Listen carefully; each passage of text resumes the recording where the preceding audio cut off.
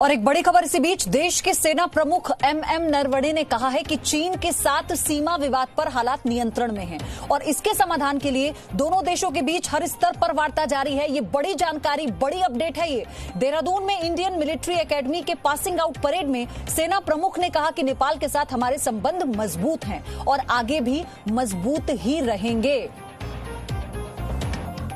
Just like to assure everyone that the entire situation along our borders with China is under control. We are having a series of talks.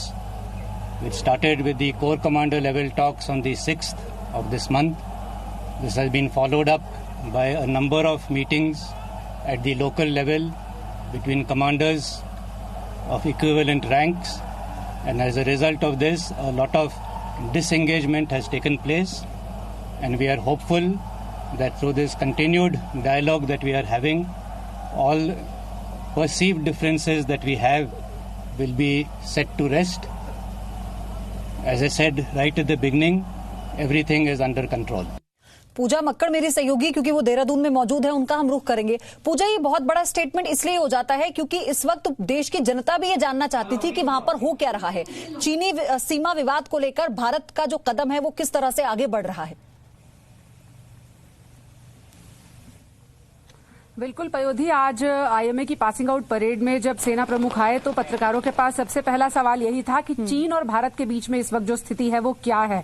हालांकि सब लोग जानते हैं कि स्थिति उतनी सामान्य नहीं है, लेकिन आज उन्होंने विश्वास दिलाया है कि कोर कमांडर स्तर की बातचीत इस वक्त चल रही है और एक एक करके समानांतर रैंक के ऑफिसर्स दोनों तरफ से बात कर रहे हैं। और इस बातचीत के बाद उनका ये कहना था कि इसके बाद थोड़ा सा मुश्किलें आसान हुई हैं, गतिरोध थोड़े से कम हुए हैं और उन्होंने ये भी उम्मीद जताई कि इसी तरह से ऑफिशियल लेवल पर बातचीत आगे चलती रहेगी और उम्मीद है कि चीन के और भारत के बीच में हालात बहुत जल्द सुधर जाएंगे। इस वक्त उत्तरी सिक्किम, हिमाचल प्रदेश, उत्तराखंड और अरुणाचल के 4 हिस्से ऐसे हैं चाइना के साथ लगने वाले बॉर्डर्स जहां पर तनाव की स्थिति है। उस पर भी जब उनसे सवाल पूछा गया चारों की सीमाओं पर लेकर, तो उन्होंने कहा कि विवाद जरूर हैं लेकिन वो धीरे धीरे सुलझते हुए नजर आ रहे हैं। साथ ही साथ नेपाल को लेकर भी यही भरोसा जताया कि नेपाल से हमारे रिश्ते कॉर्डियल हैं। हालांकि बिहार के सीतामढ़ी के पास जो बॉर्डर लगता है वहां पर कुछ मुश्किलें अभी भी आ रही हैं। शुक्रवार को छिटपुट घटनाएं भी गोलीबारी की हुई बॉर्डर पर, लेकिन उसको लेकर भी उन्होंने कहा कि नेपाल से बातचीत उतनी मुश्किल नहीं है क्योंकि हमारे संबंध अच्छे रहे हैं।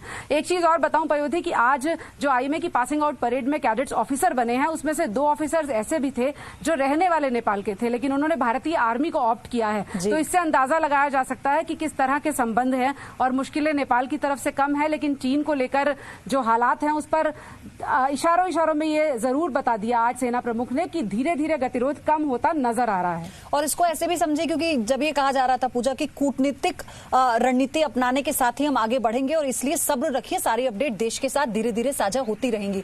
धन्यवाद पूजा आपका ये सारी डिटेल साझा करने के लिए। एक छोटा सा ब्रेक यहां पर ले रहे हैं हम। आप देखते रहिए जी न्यूज, हम फौरन लौट।